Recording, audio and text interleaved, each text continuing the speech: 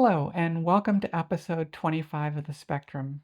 Today, we have somebody who actually helped inspire me doing this, which is Mhm. Susie Wilburn. She's the president of the PFLAG Woodstock chapter, and Susie was kind enough to sit down with us today to talk about kind of her involvement with the PFLAG chapter and the history of the chapter and about PFLAG in general. So welcome, Susie. Thanks. It's kind of funny because, a year ago this time, I had no idea who Susie was. I'd never seen her before, and now Susie seems to run my life. But I'm blaming Laurie for that because she's the one that got us involved with PFLAG. So speaking of PFLAG, what exactly is PFLAG? PFLAG is an organization that's been around for 50 years now. They were 50 years old in 2023. It was started by a woman in New York whose son was beat up pretty bad at the Stonewall riots. And so she decided to start a group of parents who were supportive of their kids who were in the LGBTQ community. At the time, it was just gay and lesbian community. And so that's when PFLAG was born. And it was originally considered, the name was Parents and Families for Lesbians and Gays. Now, fast forward 50 years, and they only use the acronym PFLAG, and it is for the LGBTQ plus community. We've added more letters to the alphabet soup, and the organization is really good at helping the chapters learn how to advocate, support, and educate the community. And that's what our chapter has been focused on, is trying to educate the local community. So PFLAG isn't just a national organization, there's chapters all around the country. That's correct. They've added 400 new chapters just this year. So I can't give a total number of how many chapters there are all over the United States, but I do know that when I do Zoom calls with them, there are states represented from all over the United States. There's people in Pacific Northwest and Alaska that Zoom in with us, as well as Maryland and Hampton Roads. So it runs the gamut all over the United States. So what is it that a local chapter does? I'm sure that varies all over the country. So if you want to talk about it in terms of the local chapter.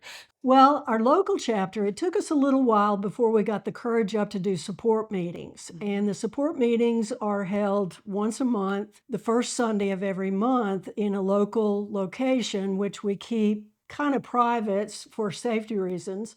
But we bring together those who need to understand the LGBTQ community and the issues and policies that are affecting them, or just so that they can vent about what's going on in their personal lives, whether it be a grandmother who has a grandchild that just came out to their parents and her church is telling her to shun the child. Her daughter is accepting of the child, and she came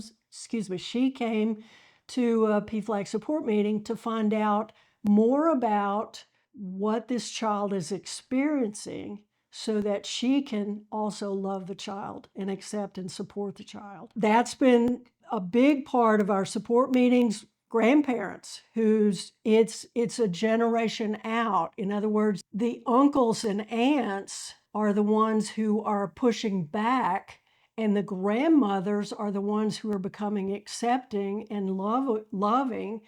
And then to watch her own children butt heads over the fact that a niece or a nephew is identifying in the community.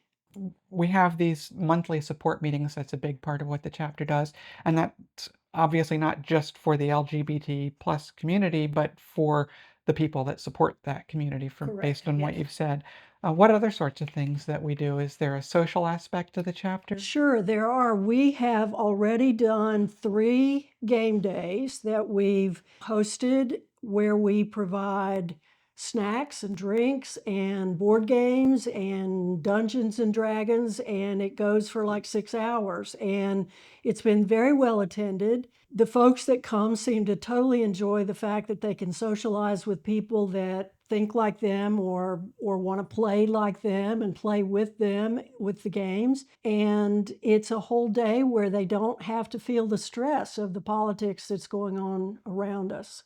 And speaking of that, politics, is there a political aspect to the local There's chapter? there's definitely not a political aspect to the chapter. However, because we are a 501(c)(3), we cannot endorse candidates. Mhm. We can, however, discuss their policies. We can put information out in the community as to what the policies of each candidate is.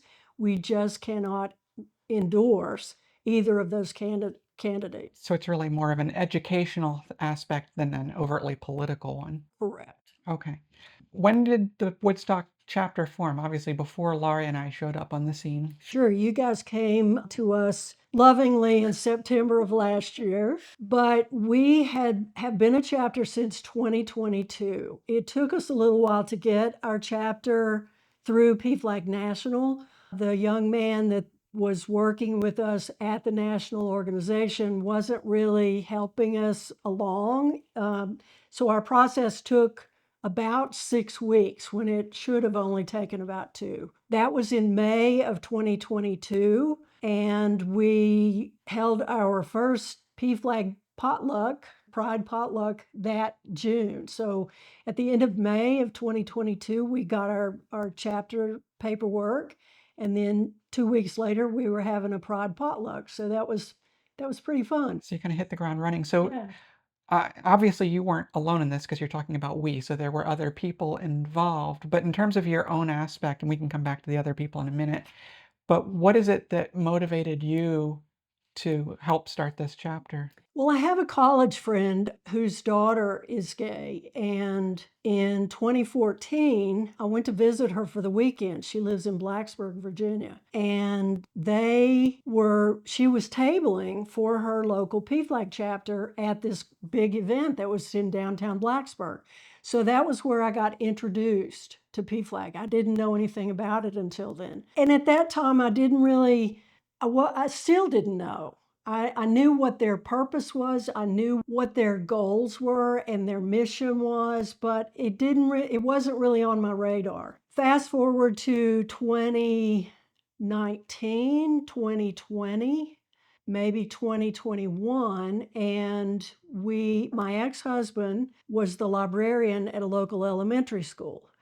And over the years, he had been noticing the children identifying earlier each year. So he started buying books that would help those kids, and he would put them on a special shelf in the library.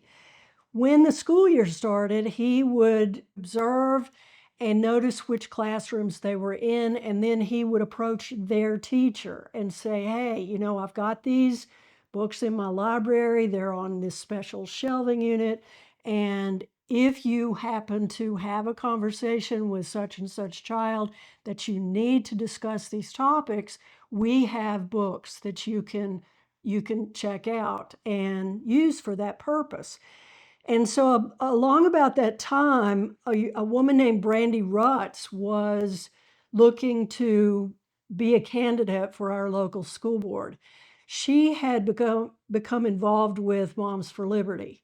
And by doing so, she was fed a lot of information, wrong information about the LGBTQ community and the children and the books. And so she scouted people to find and seek out books in my husband's card catalog at the elementary school level because it was online. So these people found books that they did not feel like should be in the library. The first one, they had 3 challenges. First book that was challenged was called The Drag Queen Hips Go Swish, Swish, Swish. And it was based on the Wheels on the Bus. And it is an adorable little book that is illustrated with drag queens. And they are basically singing the song. And it would be like, I stomp my shoes, I jingle my jewelry, those kinds of things. And in doing that, it was part of the drag drag queen story hour series.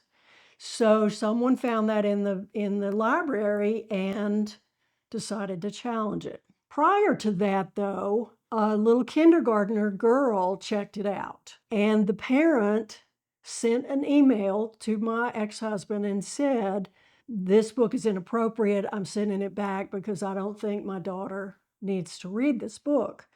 And he basically wrote back and said, "That's fine, that you have that right, and we'll just check her out another book." 2 weeks later, another little kindergartner girl checked out the same book. That parent, instead of addressing it with the school, took it to Facebook. So the What's Happening Strasbourg page then became the "We Hate the Librarian," and we're going to drag him behind a truck, and we're going to do all these things. So we had to lawyer up. It forced him to make an early retirement decision because he ended up with 3 book challenges.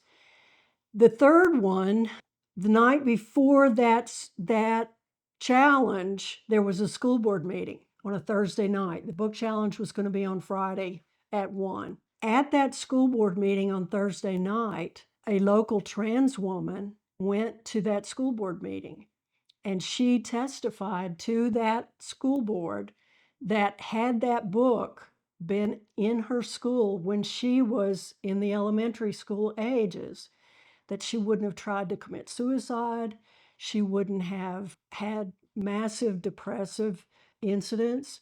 She wouldn't have been bullied probably as much. She would have been able to have more self-confidence, the whole gamut.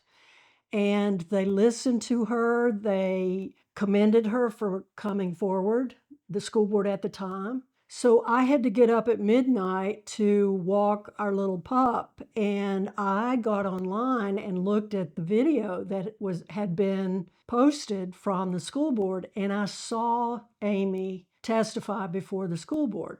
I immediately emailed the link to the school board's video to my ex-husband.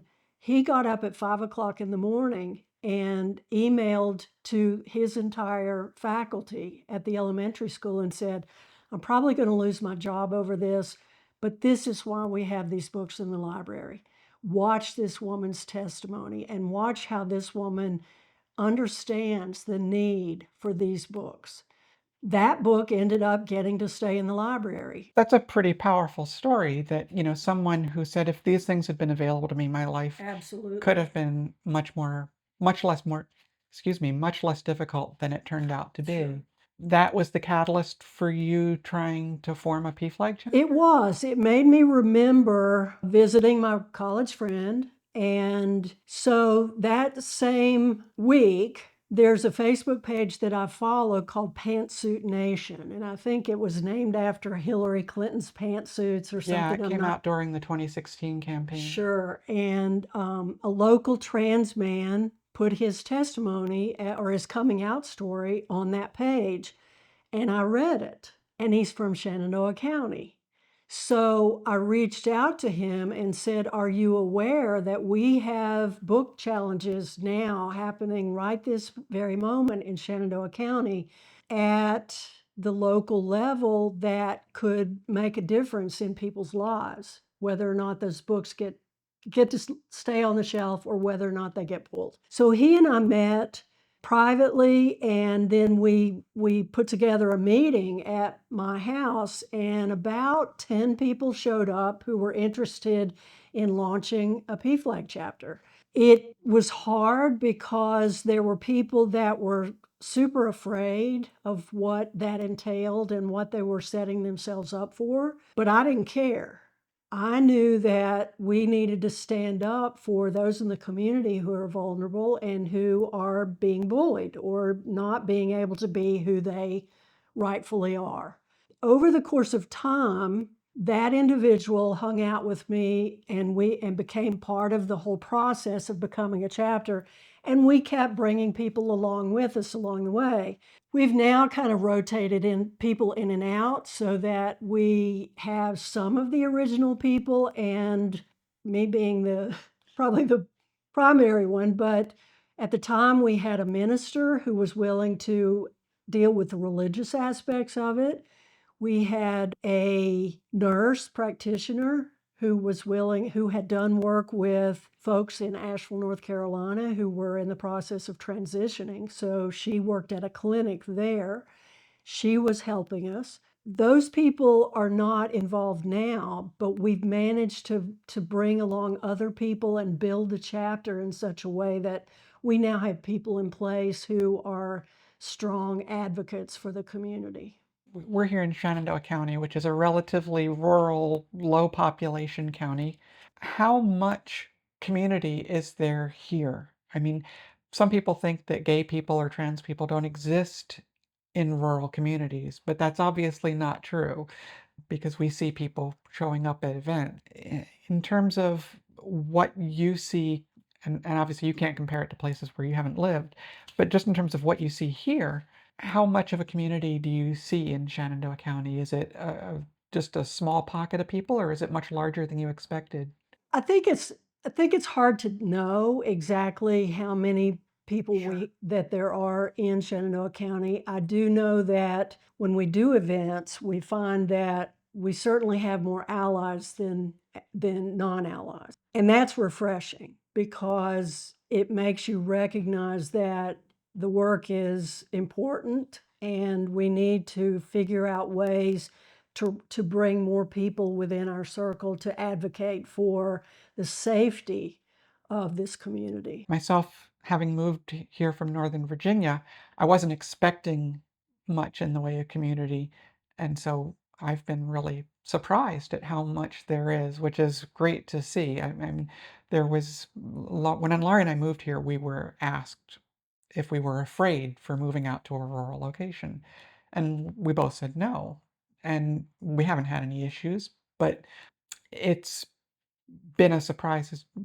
seeing how many people do show up to events and things like that. Right. So, and at Front Royal Pride over the weekend, how many people stopped by and just Oh, came through. Yeah, absolutely, yes. I mean, compared to Capitol Pride, it's a much smaller event, but given the size of the area, it was great.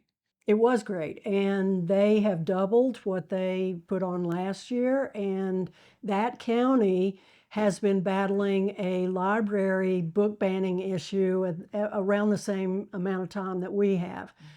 They have a library system over there that many of the people in the religious community have tried to shut down the library, and then the Board of Supervisors over there has taken the whole thing even further. Given the fact that that community has been pushing back against the book banners over there, I think has brought people out in support of this community and the issues and the policies that are affecting their lives. So let's fast forward a little bit to the current situation. Sure. In your role as president of PFLAG and your discussions with allies and people in the community, what do you see as the biggest challenges for the LGBT plus community here in 2025? We do a safe zone training. We did it last year about 3 or 4, maybe as many as 5 times. What the person and I who give the safe zone training noticed, and from people standing up speaking at the school board, was that people don't understand the science. They don't understand the difference between sex and gender.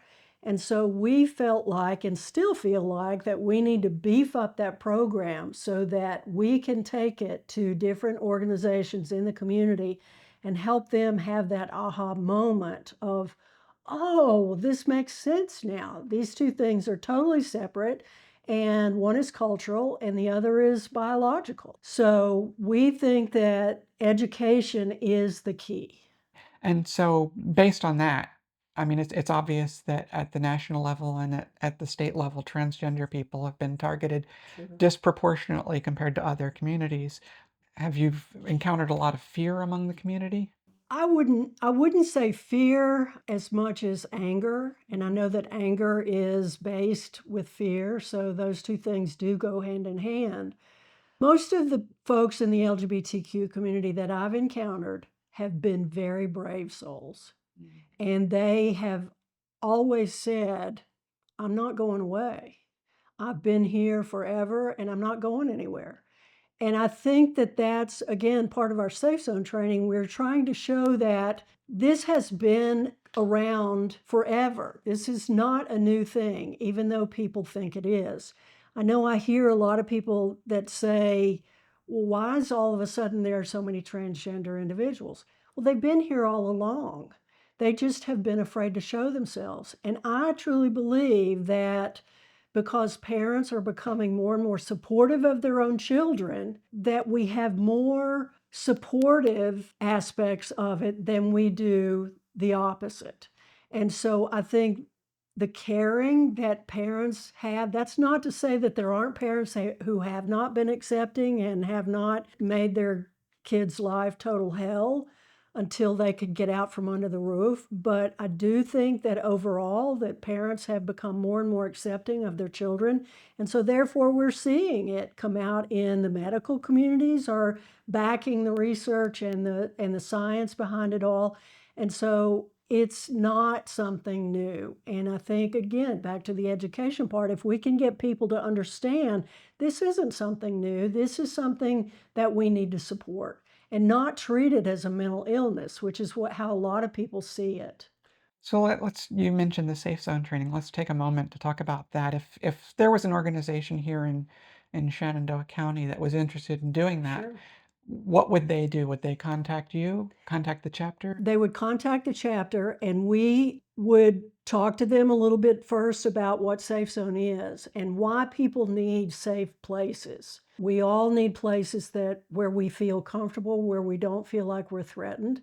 So we need them to learn about that so that they can provide that for either their employees or for coworkers, that kind of thing. So if it's a local business that has an HR department that they want their company to understand, if they have an LGBT person in their employee ranks and they need to understand how to have communication with that person, then they need to probably do a safe zone training.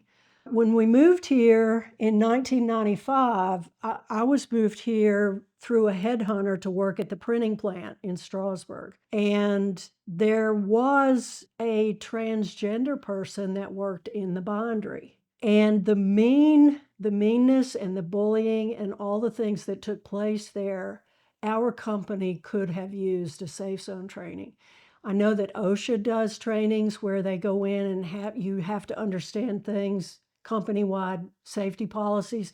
This could have been looked at as an OSHA training where they could have learned about, the differences between sex and gender and try to teach them how important it is to have empathy.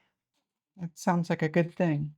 In terms of participation within the chapter, has the current political situation brought people out of the woodwork, so to speak, to be more visible? It has, and Sunday afternoon, I went to an event for a local school board candidate, District 3 or 4, I'm not sure which. Her name is Yvonne Litton, and I gave her an entire package that involved the PFLAG booklets that we have as resource booklets that we purchased to give away. And she was very excited to get them, and she was going to read it and get back with me if she had any questions.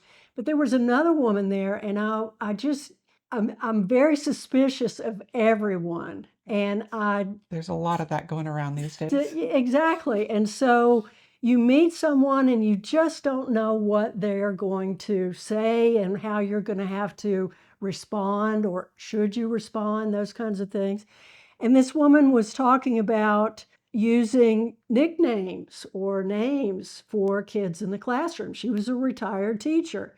And at first I thought, oh man, am I going to have to get into it with this woman, And turns out she was an ally and she has a child that uses they, them pronouns. But when I first started talking to her, I was like, this is going to be so hard. I don't know what I'm going to say.